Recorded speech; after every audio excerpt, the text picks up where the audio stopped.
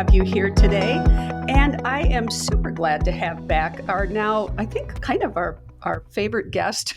I love you all if you've been on the podcast, but Kym is just a lovely human, very easy to be with. And I think this is your third time on the podcast. So thank you so much. Yeah, you're welcome. Great. Thanks for inviting me back. You betcha. You're just like this.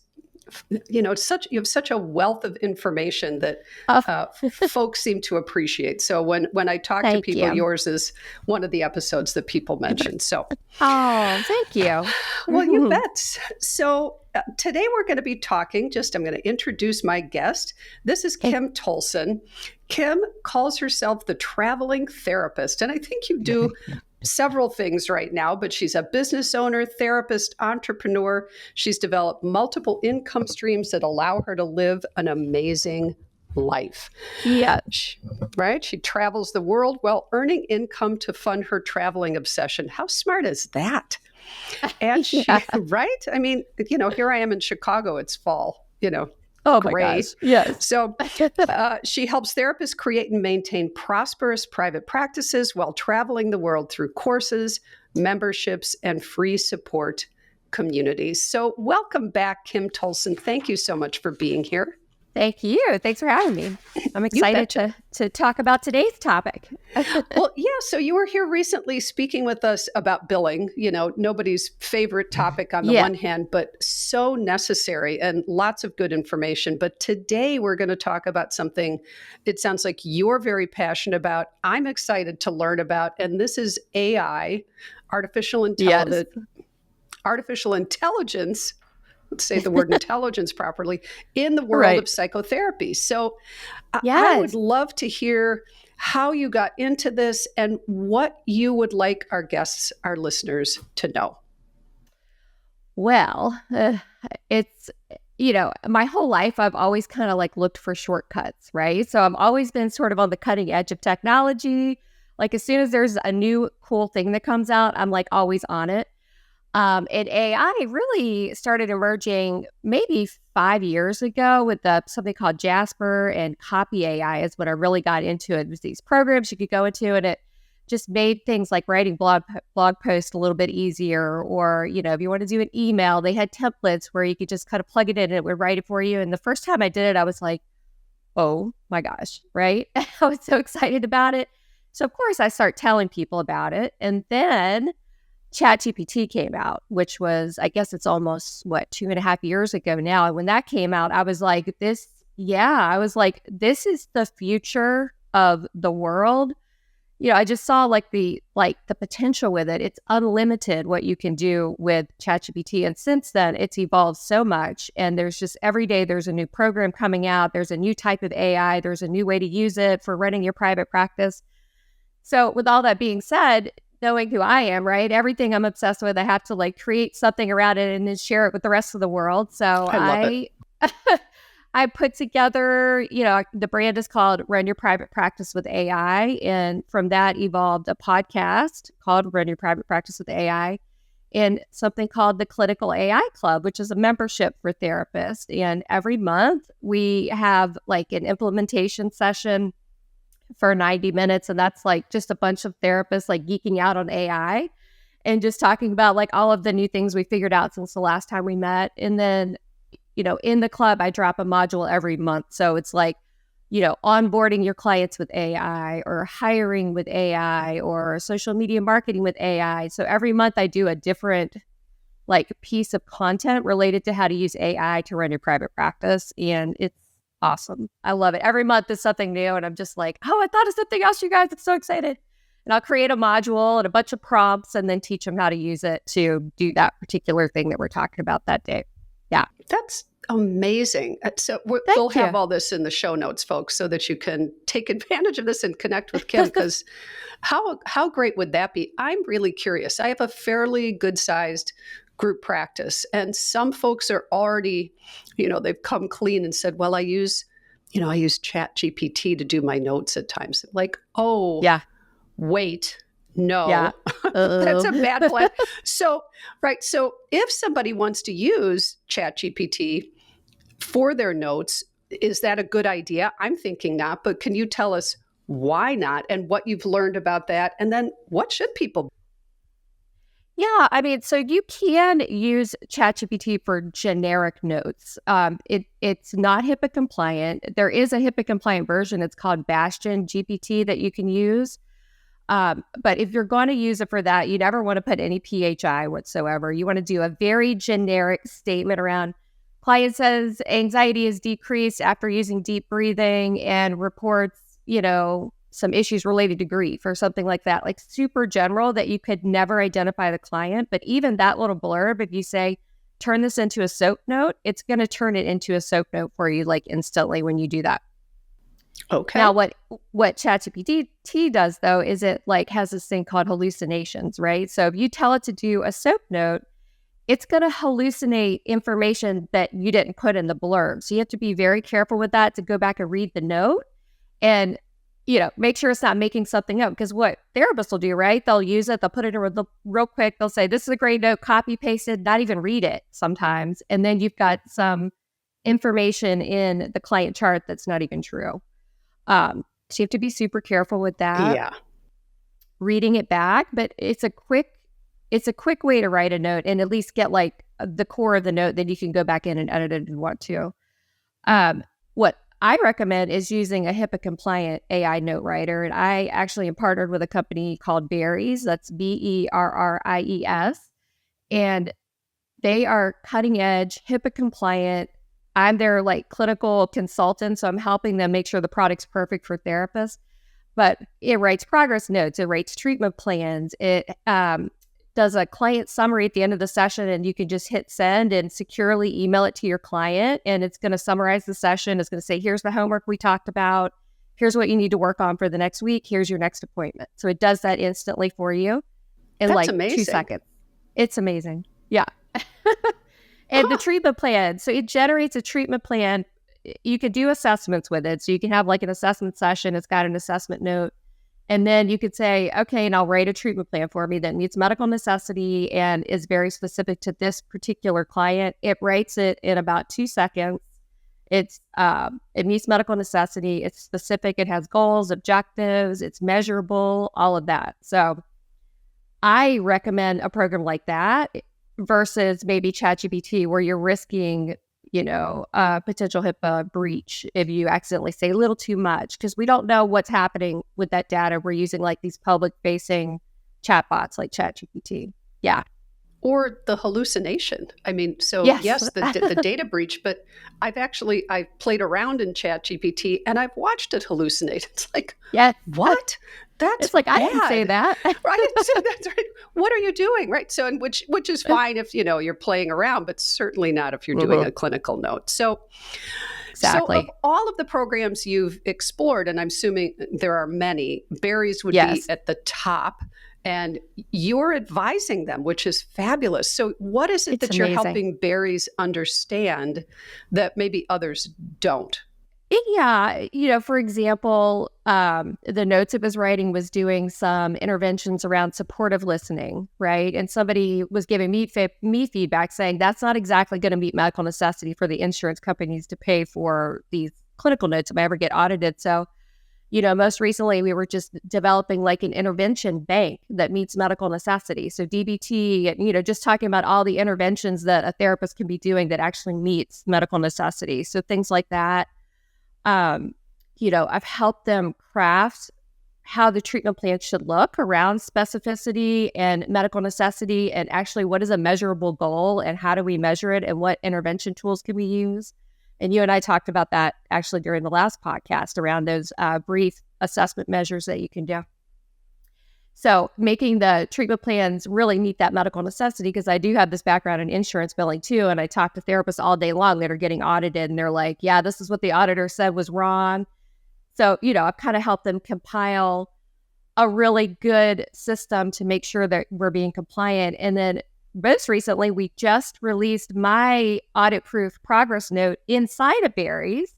So now if you type in Kym Tolson in the My Formats place in there, the confetti flies and my progress note gets released. Yeah, I know. It's so exciting for me, but it's really exciting too, because I know it's going to lift that burden for therapists even more to have a note template that they know has actually passed an audit before. And then AI is going to fill in the blanks based on the conversation you have with your client. You just hit record at the beginning of the session and, it fills in every single blank it can. And oftentimes it'll fill in things that I didn't even realize I was doing. So it'll say an intervention that I did in the session that I wasn't even really thinking was an intervention. Like maybe saying do this 5 minutes a day to get more comfortable with the anxiety it's causing, to help you get more comfortable with something. And then they'll call it systematic desensitization in the note. And I'm like, oh yeah, that is what I was doing in that session. Right. Oh, that's brilliant. Right. They give what we're doing, like they make it sound really official, which is what insurance companies are looking for. Exactly. That's fabulous. And the note, the AI knows that that's what you're doing when you don't even know what you're doing sometimes. I don't know about you, but me, sometimes I'll just have a session. I'll be like, what did I even just say? Right. Now I've got to write it out, but this kind of takes away all of that for you. And it just makes our jobs so much easier. And there's love it. I love berries, but there's lots of them out there now. You just search like AI note writing tool. There's plenty out there that you can try and see what you think. But I do recommend that. Yeah. And when someone is vetting an AI platform, certainly it needs to be HIPAA compliant. I mean, that's like a no-brainer. Don't pass go if you don't. I mean, that's just got to happen. But what else should they be looking for? Berries is the one you're recommending. You said there's others. What should people be looking for and how do they assess it? I think look for one that's very well-rounded. So it's going to have a treatment plan tool inside of it. It's going to have a progress note writer. I love this Berries feature where it will send the note to the client. And we're also in development right now to send a collateral letter. So we have collateral contact that we work with. We can send a progress update, which the insurance companies want you to do. Look for something that allows you to have multiple note formats or to be able to create your own formats. I think that's really important because people use SOAP notes, DAP notes, burp notes, their own progress notes. Like the one I use, it doesn't have a name, but it's just the note I use that I've created over time. So the ability to adapt the format to what you need it to do, and then making sure that the output is already meeting medical necessity. So you're not having to write the AI note and then go back and correct it for medical necessity, because that's not going to save you any time anyway. Yeah. So those would be my top. Yeah, those would be my top things to look for, and one that records, because not all of them allow you to record in the background. And I think that's just so much easier, because a lot of them you have to dictate at the end. So you have to go back and say, client said, blah, blah, blah. You have to kind of dictate and then it'll write the note. But the recording feature makes it so much better, in my opinion. And you want to make sure that if it is recording, that it deletes the recording from the cloud after you finish. And Berries does that. A few other ones do it. It just deletes it completely. So it's not stored anywhere in case of some sort of like data breach down the road. Nobody's going to have access to the actual recording that happened with the client. Yeah. Excellent. Yeah. But I think that's everyone's fear, Kym, right? Yeah. And especially after the big data breach that we had in our field earlier this year. I'm not going to name names, but this huge, don't need that. But this huge data breach really, I mean, it's a thing and people it can happen. So if it's released from the cloud, for those who aren't maybe quite as tech savvy, what that means is it's just gone. It has evaporated. It's been obliterated. It no longer exists. Exactly.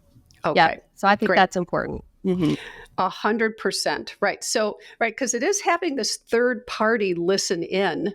It's technology, but the third party is listening in. Are they mining data, which of course is always a concern? Is anybody doing that? What concerns, what do you know of as the concerns that therapists have mentioned to you? And how would you address that in terms of what's happening with AI with a platform like this?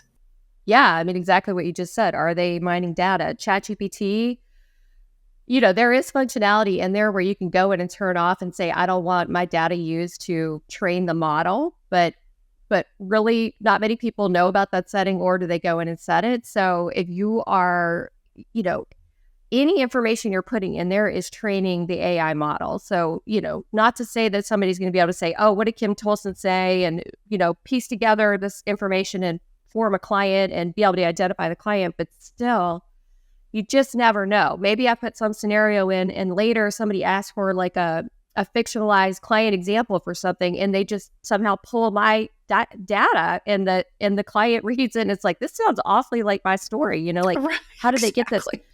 You just never know. We don't know everything about this. So, I would say turning off privacy settings, but just being super aware that stuff's happening in the background. Another thing people talk about with AI is like the bias that's, inherent in AI because it's trained on bias. I mean, it's trained on like information from the internet, which is biased. So, people talk about that a lot. You have to be careful with, the answers you get back. You have to fact check things because the information's not always correct. That kind of thing. You could ask for, evidence-based research on a clinical topic and it's going to give you information, but doesn't necessarily mean it's true. So you need to dive down that rabbit hole and go like find the sources that it's citing, go read about it over there, like do your own research around it. Such a great tip, Kym, because do your own research. We tend to think, oh, it popped up, it must be right. So if we're doing research on a clinical issue, even, so there's the recording side of AI and the note taking, and that's amazing. And I have a couple other questions about that, but also Sure. I think folks are using this to try to dig a little deeper into topics that they're curious about that are clinical topics. And it doesn't mean the information that pops up immediately. It happens when I Google something, it'll do a little AI summary at the top. Don't just trust that from what you're saying. Make sure you do your research because it is prone to hallucinations right now. Maybe it's a bug that'll get worked out. It's not worked out yet. Right. And even those little Google blurbs are just like a conglomerate of a bunch of different sources, and it kind of like summarizes it, based on its opinion about what the information's saying. So you just have to have a critical eye with this stuff. It's so easy. As a therapist, we're so busy, client to client, can't even take a bathroom break, can't even eat sometimes between clients. Like, it's just so easy to just like get some information and pull it and think it's accurate, just to say, yeah, well, ChatGPT said that the research says blah, blah, blah, but maybe it doesn't. We don't know. You have to be careful. Right. We don't know. That's it. Yeah. Exactly. Right? Yeah. Exactly. That's great. Yeah. So another question that has come up when I've spoken with folks about AI is, what do insurance companies think of this? And are they at some point going to say, you can't use Barry, you can't use ChatGPT, you can't use AI? Yeah. I think we're all kind of waiting to see what's going to happen with this. Somebody messaged me the other day and they said they were in a consultation with a therapist who said that an insurance company told them they're not allowed to use AI to write their notes. So my first thought is, one, how are they going to know you're using AI? Because it's super personalized. There's no right now digital timestamp on anything. Although I read that Google is going to start putting like a digital watermark on top of their AI content that you won't be able to remove. So you'll still have to rewrite your content. How are they going to know? And then how can they dictate how we make decisions around this, especially when it's HIPAA compliant?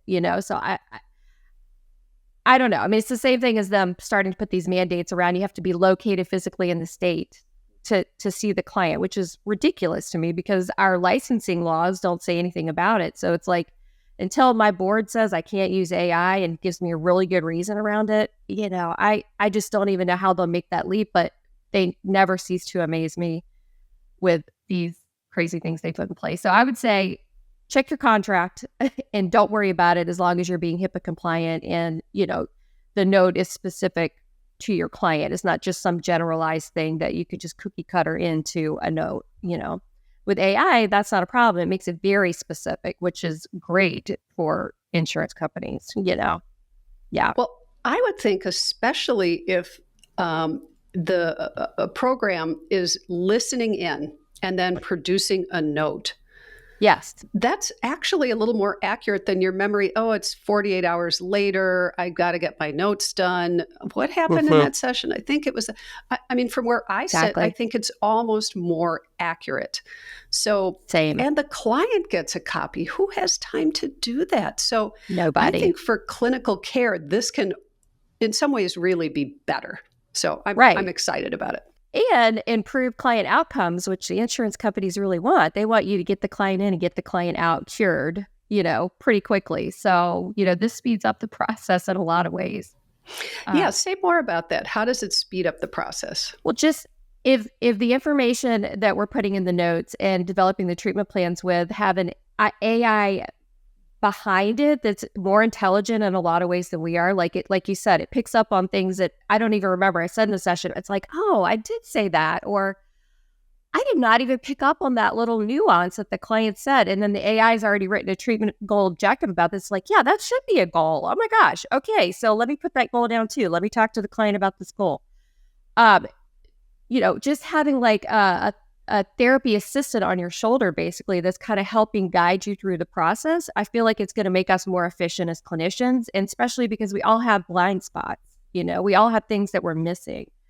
In the AI club, we talk about just if we've got a difficult client or a client we feel like is not making progress. You could type it into AI. You could say, I've tried CBT, I've tried DBT, I've tried this, and this, and nothing's working to improve this client's outcome. Here's the main problem I'm dealing with.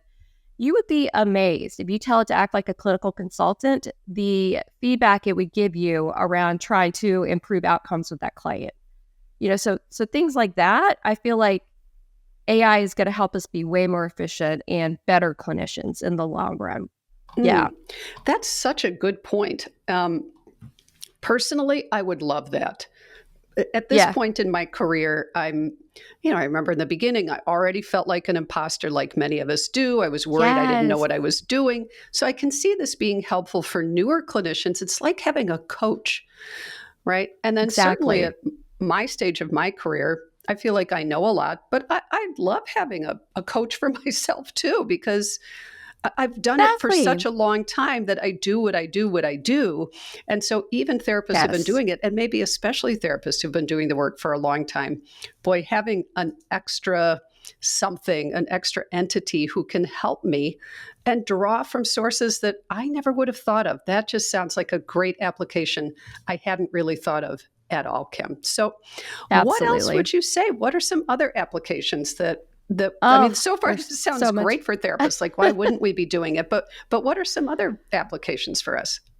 As a group practice owner, there's like major applications with it just within your own group practice to help you run the practice more efficiently. Like you can build your own GPT within ChatGPT. I build these with my coaching clients all the time to basically train it to be a mini me. So you could train a GPT with your policy and procedure manual. You can share the link to the GPT and you could tell everybody in your practice, look, if you guys have a problem, I want you to consult the GPT before you come to me or the admin staff to see if you can find an answer that way. So it's like, gosh, what do I do in case of a crisis, right? You type it in and it's going to just instantly give you this like really personalized answer based on your policy and procedure module. You can use it for in your group practice, like you can send a survey out to your group and have the answers come back into a GPT, and the GPT can analyze the survey answers, and then you can decide what training you're going to have next for them. And then you could tell it to create the training for them, and then you could tell it to put it into a PowerPoint presentation for you, and it does it all for you instantly based on already training it to know your practice and your staff and what type of therapeutic type of therapies you offer within your group practice, that sort of thing. So there's tons of things you could do that way. Building these really specific GPTs, you basically have an army of these little personal assistants that can do everything for you. So one does your social media, one does your handling intakes, one is for your admin to think of questions to pre-screen for interviews. I mean, there's just so much you can do as a group practice owner using ChatGPT. It's unbelievable. Oh my gosh, I'm going to schedule a consultation with you, Kym, because I'm thinking, I've got 70 some clinicians at this point. It's like, what a great, this just sounds like it could make group practice ownership, being a therapist, to your point, it's like I get it. It was kind of the shiny penny for you, but you're also about efficiency and ease. And you don't cut corners. It's not about that. It's about, how do I do this in the most efficient way possible? What a time saver this can be for everybody to be able to have that personalized GPT. So how would they do that with you? So you said you help practices build this out. How do they do that with you? You schedule a consultation and we go into ChatGPT together. I have a lot of pre-written prompts that I share with my coaching clients that they can just plug right in to make it quicker for them. But in ChatGPT, there's a way, the paid version, to build your own what they call GPTs. And you go in the back end and it's basically, you can program these things to be your personalized chatbots without having to know any kind of coding whatsoever. So you have a conversation with it, tell it what you want it to do. You can upload documents to it. You can upload transcripts from trainings. Anything you could think of, you can train this thing on, and then you tell it how you want it to behave, and then you hit save, and then you can just use it for yourself if you want to, or you can share the link, and then anybody that has the link can also use it. It's great for lead magnets, really, to get new clients in. So let's say your practice specializes in OCD, right? You could train this bot on your voice, your trainings. Maybe you've written a book about OCD, train this whole thing, and then tell it you want it to be a lead magnet for your practice. So every time somebody asks this bot a question, you say, I want you to lead back to my scheduling page and put the link in here. I want you to lead back to my website. I want you to lead back to this blog post that I have on the website. So you can train it that way. You can make it a public link and send it out to people in a newsletter and say, hey, if you've ever wanted to consult me about OCD, click this link. But what it really is a free lead magnet. And it's also training the AI model to know that you're the leading expert at OCD. So anytime anybody types into ChatGPT OCD, it's going to bring up your information because it's already like flowing through the SEO system of ChatGPT. Oh my gosh, Kym. Yeah. I listen to you talk and I'm like, what the heck? How amazing. Seriously, all of these things are like hitting the pain points, I think, of all therapists. So if folks, folks, please connect with Kym. I always love people to connect with our guests. I think if you want efficiency and for your life, for yourself or your staff to be easier, this is the way to go. So Kym, if someone wants to connect with you, I feel like we went in and just sort of not even barely scratched the surface. You have a wealth of information. How would people find you? How can they connect with you? Yes. Well, I do have a podcast. It's called Run Your Private Practice with AI. So you could go check out the podcast. That every week I release a new episode just talking about different innovative things that we're doing with the AI. You can email me at info@kymtolson.com, and it's KYMTOLSON.com. I have a free Facebook group called Run Your Private Practice with AI that you can come join. And I've got tons of really good freebies in there around therapist prompts and AI 101, that kind of thing to help you get started with AI. And then, of course, the Clinical AI Club, if you want to come join us, it's at clinicalaiclub.com. Excellent. And this is just one of the many things that you do, Kym. So please go check out Kym's stuff. She's got some great information. She just helps us make our lives easier, which who doesn't want that? Thank you. Kym Tolson. Exactly. Thank you so much for joining us. I wish we could just keep talking. I have so many other questions, but I will schedule a consultation myself and we'll continue that way. So thank you everyone for joining us. We hope to have you here soon. Talk to you next time. Be well.